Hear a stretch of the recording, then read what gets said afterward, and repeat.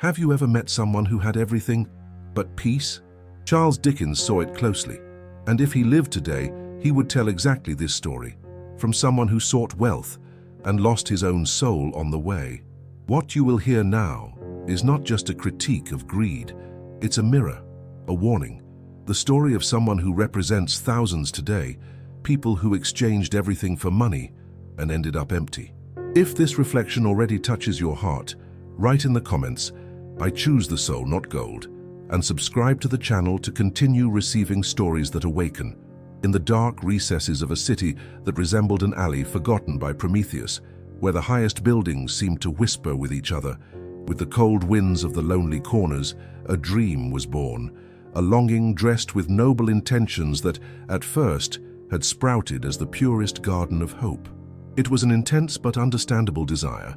Change from life, emerge from the shadows of mediocrity to a kingdom of light and luxury, where respect, this intangible breath that caresses the ears and hearts of all, would become his loyal companion. In the first rays of the dawn of that desire, the search for wealth illuminated the heart and, for a brief period, at least that search seemed to enrich it not only in the pockets, but also in the soul. But like the clouds that suddenly cover the sun on a summer day, the pure and caste nature of their yearning was quickly obscured. The headquarters that at first was just a breeze refreshing its ambition gradually grew until it became an insatiable gale. It was more than a yearning for wealth. He had become a violent and uncontrollable hunger, a hungry creature with sharp claws and a fixed look at the sparkling treasure of fortune. This headquarters led him to cross bridges that once even in dreams would dare to cross.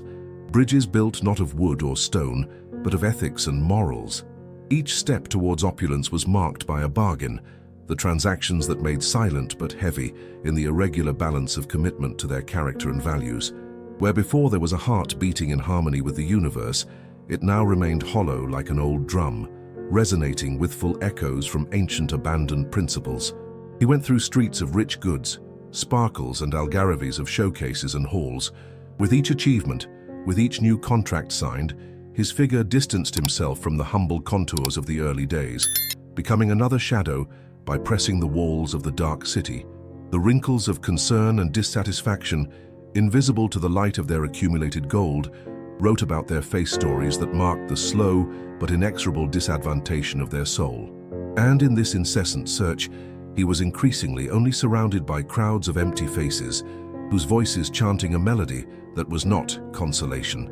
The respect he had dreamed of conquering became a smoky illusion, lost in the twilight of his poorly directed passions. Cloistered by the riches, he had moved away from his essence. And so, like a ship drift in the vacancies of a cloudy ocean, his genuine dream has embarked on dark seas, and the obsession devoured everything he could call true. At the core of the city, bathed by a winding river, as harmful as magnetically attractive, Aviv had posed his eyes on what he considered to be the sum of all his ambitions. He roamed among the shadows of the great cathedrals of commerce, where ostentatious buildings whispered secrets to the night winds. Immersed in a whirlwind of dissatisfied desires, Aviv had been tempted by a great illusion, purely believing that wealth could buy him everything the heart could aim for: love, respect, admiration, each packed in shining gold splendors. Money, with his haughty authority, promised to shape the world according to his whim, he thought. Aviv, like so many other anxious young people and glimpse eyes, surrendered to the hypnotic melody of promised opulence. The clamorous arithmetic of the fortune that was surrounded in his imagination had become his constant company. However, as the light attracts the moth to its fatal destination, so the promise of money has treacherously attracted the dreamer to its inevitable disgust. Day after day, as his bag grew in weight and severity, Aviv began to perceive a strange transformation inside. An emptiness, larger than the frightening of the rods, grew insidiously, removing the colors of yore. His interactions, once genuine and seasoned with the affectionate simplicity of true friendship, have become merchant, empty and cold exchanges like coins in an impersonal counter. The looks that sought now carried the hollow reverberation of interest and convenience, never offering the pure human warmth he longed for. It was a muffled and silent night. It was walking through the enhanced streets that the bitter perception finally hit him. Passing a showcase, The reflection he faced was no longer recognizable. The windows of his soul, once bright with dreams, were now darkened by silecio curtains, fabric by greed. He tried to see behind the curtains, longing for the return of an aviv that had known in previous times, an aviv that understood that the essence of life cannot be metabolized in numbers and figures, an aviv lost to the shadows that now inhabited their being. And so the truth hit him with the force of 1,000 furious winds. He could never, with all his gold, rescue the august veracity of things that truly matter. With the current of time and greed, it is gone. The not-purchased love, the priceless respect, the disinterested admiration, the pillars of human nature that do not bear themselves before the currency of illusion. Around him, the city was majestic and unshakable. Witness changes a soul imprisoned under the burden of its own misfortune. The light of dawn, having broken the forgetfulness of the night, now illuminated a path that Aviv needed to walk, leaving his rear not only what he had acquired, but everything he had lost. While the night fell over the city wrapped in a mist that looked more like a cloak of his own destination, Hugo McAllister walked with firm steps, but empty of intent, through the streets paved by industrialization and illuminated by wind promises. Hugo, not extraordinary in his appearance, had eyes that, contrary to his impeccably elegant costumes and golden-watched gold clock, denounced a restlessness that not even the most resplendent opulence could calm down. The neighborhood that Hugo now inhabited, rather a refuge of calm, had transmuted into a shadow theater, resonating with the distant echo from the happiness that he had once imagined to achieve. The tireless race for wealth, which was once a hymn of glorification, was slowly converted into a funeral melody, whistled by winds that brought rumors of their own fall. Like Ebenezer Scrooge, who Dickens had immortalized as the figure of the absolute miser, Hugo had been a prisoner of a jail forged by his own hands. He often glimpsed the ghosts of the past or future, but the spectra of lost opportunities, dear faces that faded into the sticky fog. Each currency accumulated in its vast fortune seemed to echo the distant laughter of a forgotten memory, that of a heart that one day pulsed by something beyond the tangible. Although Hugo had become the epitome of success in his distorted view, his inner world now resembled the desolate winter fields where no spring expected under the cold earth. In the bulges of his anguish, he once arose a wise countenance figure, an elder who faced the resemblance of all those Hugo suspected to have neglected. "Ah, young McAllister," said the old man, wrapped in rags of all ages, "there are treasures that silver cannot play." These words, whispered almost among the cruel Zephyro, sounded as heavy as the currents that afflicted him. That night, Hugo lay on his empty dream bed watching through the window the star cloak that covered the city, questioning not what he could buy more, but what was still left to get lost. Thus, the crystallisly clear fragment of the night became the screen where it recognized the grotesque painting of its own soul, instigated by unclean desires. Now he faced the inevitable contemplation of which way he would be tracked, to allow a flash of kindness to warm the petrified austerity of his being, or if the icy hug would definitely drag him into the abyss of his ruin. Such was the story that Dickens, in all his wisdom on human shadows, would tell for modern times, where the sound of the tilint of coins continues to try the hearts of men, with promises that the soul can often not fulfill. In the immensity of the city, whose towers rose as vigorous colossus, challenging the heavens and spirit of the men of the past, the protagonist of this narrative walked in a mechanical trance along the sidewalk of worn stones, absorbed in his own inner turmoil. His steps echoed like the beating of an empty heart, the one who exchanged the warmth of human ties for the ephemerality of the glow of gold. For years his soul was a battlefield between the eagerness of opulence and the whisper of modest satisfaction. Each contract it signed, every coin that added to its already bulky fortune, was a brick that inexorably built the wall between him and what he once called life. The resplendent halls of traders, where they once boasted in pompous banquets, now looked like light caves, lined with shadows and empty joy. Remembered if, albeit vaguely, the countenance of friends who had disappeared as ships sunk by the deep pressures of their contempt. As his guests sought the comfort of being together around an ordinary table, he sought to escape that same room, looking for the next profit, ignoring his hands extended in sincere affection, which now existed in the recesses of his marked conscience. One brumous morning, seeing herself lonely in the face of a cold mirror, She could no longer hide in the false fortress of her superiority. The memories of lost smiles and forgotten laughs emerged, haunting as desperate ghosts. And suddenly, the revelation: I was alone, terribly alone. The price of his success was no longer a rewarding glory, but a heavy cloak of sadness which stifled any flash of satisfaction. The sweet echoes of the party songs, the warmth of sincere greetings were now confined to the mist of what it could have been. He had realized that in the craving, because it was more than it was, he lost everything that really mattered. The emptiness shouted in a deafening way amidst the ostentation of his lonely chamber, while the surrounding city continued his usual pulsar, indifferent to his retarding redemption. In the hideous clarity of this emptiness, his eyes sought in the infinite tapestry of his wasted days the return point, sight, anything, to reverse the relentless march of his choices. But the inexorable winds of time, which once blowing, never retreating, whispered the inevitable. The life he let out between his fingers, like the sand that departs carried by the waves of a non-welcoming destination. Since time immemorial, the young Endleworth was walking through the town's narrow streets, whose name was synonymous with unfinished yearnings and hopes in Crangles. These light escaped through the grey clouds and ran down the wet parapets of the windows, as if heaven himself silently wept by the inevitable destiny of men who, imbued in coveting, had lost their way. Endleworth, with his desires of fortune printed on his face, was a man of quick steps and dismembered dreams. The distant bells of the churches echoed through the damp alleys of the metropolis, a perpetual lament by wandering souls like his. He had grown with the fervent oath that material prosperity would solve all deprivation of his childhood, when hunger and cold were constant companies. However, the cost of such ambition was often hidden by the opulent surface shields that involved your heart. His empire, built on silent pacts and shadow agreements, had given him a prominent position in the mercantile citadel. Galas and dinners unfolded in an endless succession, with empty laughs resonating through splendid halls, ricocheting on the walls as hallucinations of a continuous feast that never satiated truly. However, as their coffers overflowed with riches, something more precious began to drain through their fingers: their own spirit.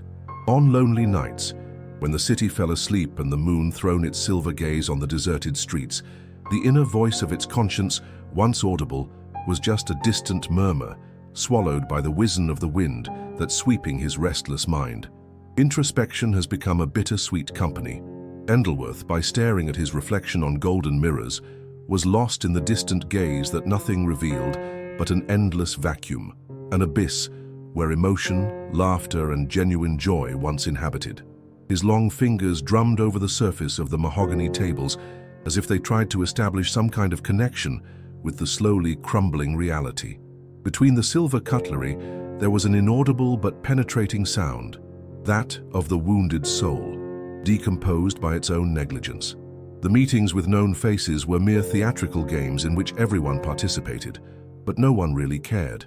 There was something intrinsically bitter in the observation that while his fortune grew, the bonds that linked his humanity shredded like an ancient tapestry, abandoning their vibrant colors in time. If only he could change a pearl of his riches for the pure laughter of his past.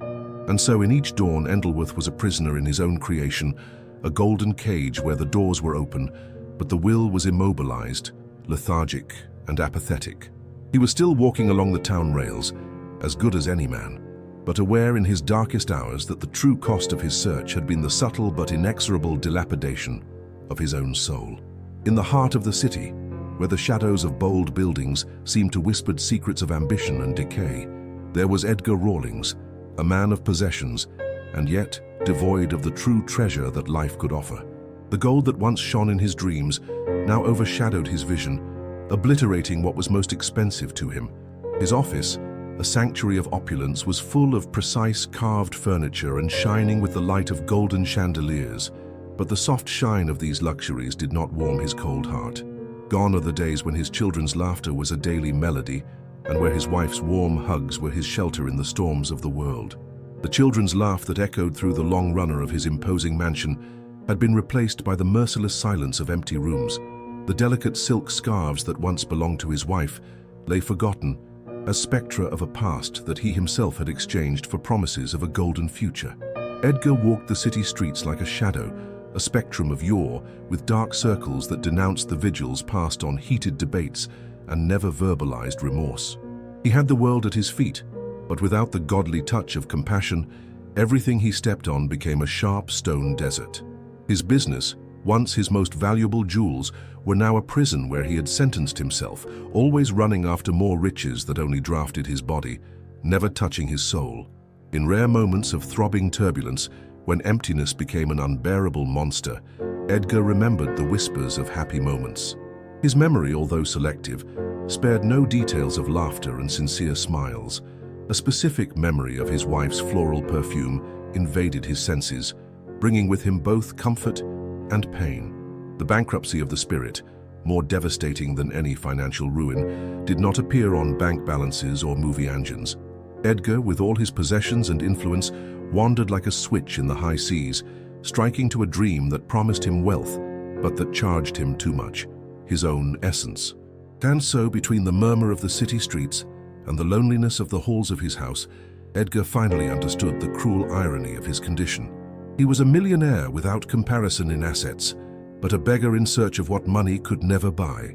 In the obscure and suffocating fog of Nova London, where ambitious towers rose as merciless colossos, the silent tragedy of Harold Jenkins unfolded. A man carved in the texture of the middle, he had been a dreamer on his dawn. However, he clung to the difficult touch of the gold that was glowing, and in doing so, walked inexorably along the sterile path of greed. This chapter was about to unveil what had cost him this immoderate devotion, revealing the intangible price he had paid, while the great city around him pulsed to the absence of profit. The blindness of the streets, where horses seemed to conspire with roaring machines, was an incessant song that covered the whispers of consciousness.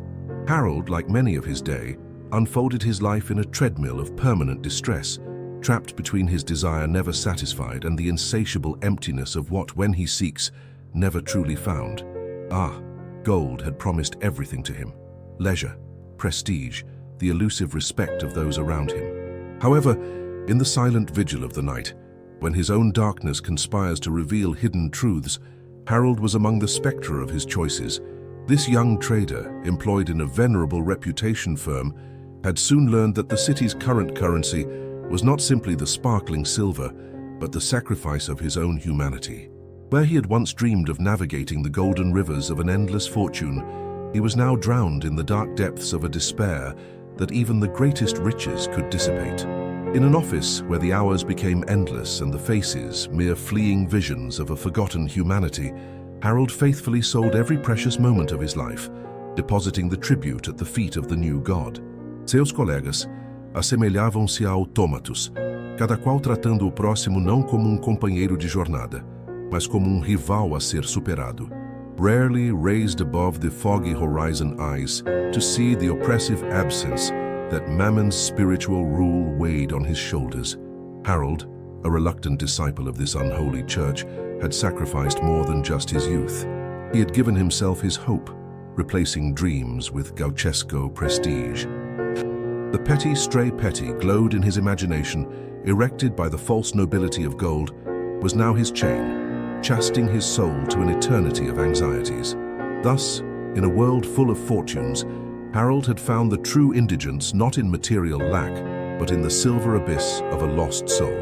As he walked through the labyrinthine streets of London, the clarity of revelation beat him. It is indifferent as the steps of a cruel clock.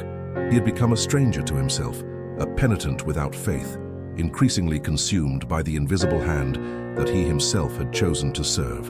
Amid the whirlwind of desires that ribbed in the heart of the city, where the structures of bricks and iron rose as sentinels of human discouragement, there lived Jonaldo Cardwell, a man who, like many others, had let himself be virgated under the invisible yoke of the excessive ambition. Its countenance, once luminous with the innocence of youth, was now sullied by the shadows of a life covered by vanity and fear of being insignificant. Cardwell was a man consumed by the incessant search for riches, a wandering traveler on the Gold Road, whose blindness had already begun to shatter his vision of the earthy simplicities of existence. It was a time when the values seemed to sell on any vulgar corner of the metropolis, and the soul was as vulgar as any item on the crowded shelves of shine stores. Cardwell, although instructed in the lies of morals and morals, has succumbed to the seduction of the vile metal, like a sailor drunk by the hypnotic singing of mermaids. In his incessant journey through the palace of opulence, he became a strange of himself, a distant spectator before the stage of his own life. The hours that was toil were endless, like an endless ballad in the light of a candle that burns its wax with slow stubbornness. These hours sealed contracts with invisible demons, imprisoning him in the golden shares of imagined wealth. The greed plot weakened a heavy cloak on his shoulders, slowly suffocating the echo of his true essence. With each new acquisition, a part of his humanity was gone as sand between the fingers of a shaking hand, without realizing that salvation was nothing more than a mirage on the innated horizon of his aspirations. He, poor Jonaldo, was incessantly aimed at a fleeting recognition, bravely seeking to be another among the multitude of anxious faces and disfigured by a similar desire. Such was the misfortune that prescribed his personal tragedy, from wishing to boast chimeras disguised as gold, blowing away the incandescent torch of his authenticity, a headlight necessary to the safe haven of the human spirit. However, there were stealthy moments, brief interlude of clarity when man, in facing his reflection in the resplendent mirror, came across the eyes of a stranger, eyes that once belonged to a whole being, now masked by a layer of claims and devices. It was at these times, in the dazzle of his own knowledge, that he wondered what price had paid for this disguise he used today. The answer, covered by the dust of time, was lost in the folds of the ajar curtain of pride and repentance, where the echoes of a lost spirit wandered aimlessly, crying in vain for redemption. And so its history, a living fable of warning, echoed through the halls of the present as a timeless lament. It would be remembered, perhaps, as a vivid example of the inevitable cycle of a life without direction, such as an bitter ode to the soul, faded in the vorage of greed, a story that had the power to speak to the most tenacious hearts and infuse their necessary fear to arouse the deepest reflection. The bruma of the night, with its ebony shadows and stealthy whispers, descended over the city as the curtains of a theater, announcing the unfolding of the silent drama that is human life. Within a modest office, where piles of papers accumulated as mountains of ambition not satisfied, sitting Jeremy, a man whose previously palpable heart now seemed to have turned into a distant and weakened spectrum. Jeremy was a man of great aspirations, but of narrow horizons, who from an early age had cultivated a burning desire for wealth, as if he believed it would have the power to fill a void he barely understood. His journey through the accumulation of goods, once a noble effort to escape poverty, metamorphosed in an act of veneration to Mammon, the golden god, whose metal coldness consumed souls with the same voracity of a crackling fire consuming dry wood. In that silent enclosure, while the world followed his course outside, Jeremy reviewed contracts and counted coins, each clink reverberating as a sinister touch of bell in his conscience. He cherished these material trophies, without realizing that in search of increasing his possessions, he had effectively reduced his being to a little more than a lively bank account. The family, once a loving and constant presence in his life, had become dispersed shadows, pushed by the glacial cold of his indifference and prolonged absences. Friends, those ties that enrich the spirit in ways that gold could never, had withered as flowers devoid of light and care. Each cut relationship was a silent scream in a storm of unofficial errors, but man, blinded by the illusion of success, was reluctant to see the devil hidden in the details of his profession of materialistic faith. He walked through fictional wealth corridors, ignoring the hollow echo of his own steps. Outside, Jeremy was envied by those who mediate the value of their existence for the coins they had. Inside, he was the lonely resident of a vast desert of loneliness, incapable, or perhaps just reluctant, to see that while he accumulated everything the world had to offer, his own essence was gone as sand between his fingers. Thus, on a night as dark as his hidden realities, a flash of epiphany hit him. It was not a sudden stroke, but rather the soft awakening of a consciousness that still resided, though forgotten, inside his being. He first felt a loneliness that could not be filled with material wealth. His soul cried out for something more, making a sad corner that he had always been unaware of, until that revealing moment, buried under the opulence he believed was the key to his happiness. In an open and close eye, Jeremy realized that in his incessant search for acquiring the world, he had lost his way back to himself. The legacy he wanted to leave was not made of golden bricks, but of memories, love, friendships that transcend the time and the perdition that is the human being, to become a myth about who he was instead of what he had. And so, by warning his readers, Dickens, by resonating his immortal words, offers us a mirror where, perhaps with a mixture of fear and nostalgia, we see the stripped reflection of our own souls, while we continue in the endless toil of shaping our lives in this vast tapestry called existence. That grey morning, where the sun seemed only to glimpse the town's tortuous alleys, Harrison Cartwright adjusted her top hat in front of a blurry mirror, a reflection as clue as the restlessness that consumed her spirit. From a modest family who had known the hardships of poverty, Harrison had a burning desire for wealth, believing that she would be the key not only for a new world, but for a personal rebirth. However, in the recklessness of his mind, a small, subtle, almost inaudible voice reminded him that that brilliant, paved with gold, could not lead to the happiness he longed for. As he walked through the hasty streets of the city, his hands smoothed the thin fabric of his overcoat, a symbol of his recent financial success. Harrison entered the offices of the Empire, which, with such effort, had erected the rubble of his old life. The grandeur of dark wood and cold marble did not reflect the inner reality of a man whose desires had transfigured into insatiable hunger. For him, money had become a voracious entity, always demanding more, and the coins that were taking in their pockets were not able to silence the growing void in his chest. Its meetings were permeated by the odor of sweat and cigarettes, and its presence, once vibrant and full of ideas, was now a ghost suffocated by excessive ambitions. In those encounters, the laughs were empty, conversations superficial, and Harrison was a foreigner in his own rule. As the fortune grew, his soul cringed, entangled in a web woven by commitments that pushed him away from what he was one day. Within his conscience, the echo of ancient words persuaded him to reflection. It was an insistent tide that brought to light memories of simplicity, the smiling faces of past times, where love and compassion were priceless. However, such thoughts were promptly drowned out by the deafening sound of the currencies and titles that spoiled in his mind. Arriving home that night, the silence wrapped him in a disturbing cloak. The mansion that had once considered his trophy was now a dark and dull castle. Sitting alone at the dining table, full of shiny cutlery and impeccable dishes, the cold metal and the shine of the crystals offered no welcome or satisfaction. It was then that, in the reflection of the dark window, Harrison envisioned something that accelerated his heart. He realized, not as a victor, but as a lost navigator, dragged by currents he could no longer control.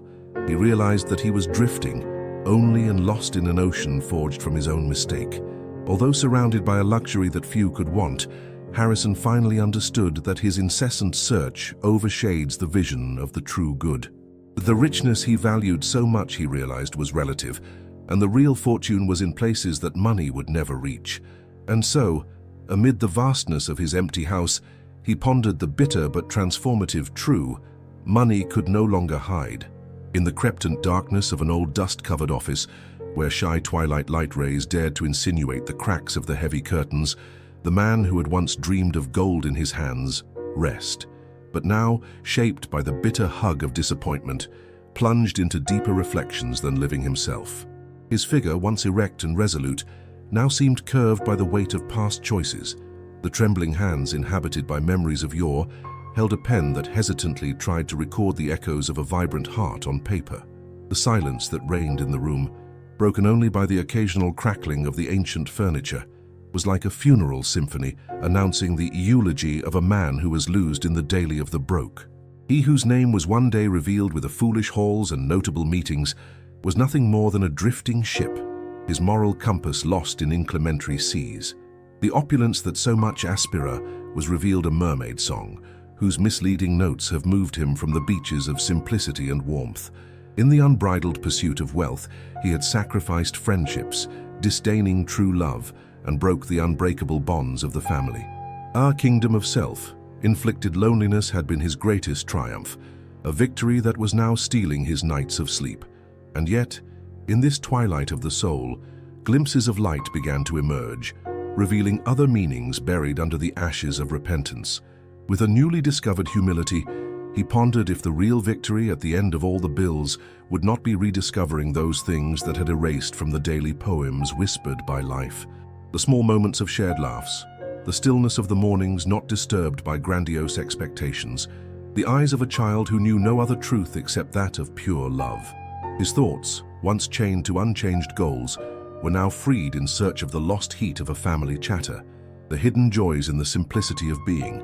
It was no longer the resounding thunder of the coins falling into his vault that he sought, but the soft whisper of the wind through the trees, the discreet sound of a satisfied heart. And as the last light of day transmuted into night, bringing promises of renewal, his heart also surrendered to a new dawn, made of forgiveness and a new beat of hope. He understood at that moment of revelation that winning was no longer about erecting golden towers, but about building bridges for what mattered, reclined peace in the intricacies of the soul and simplicity.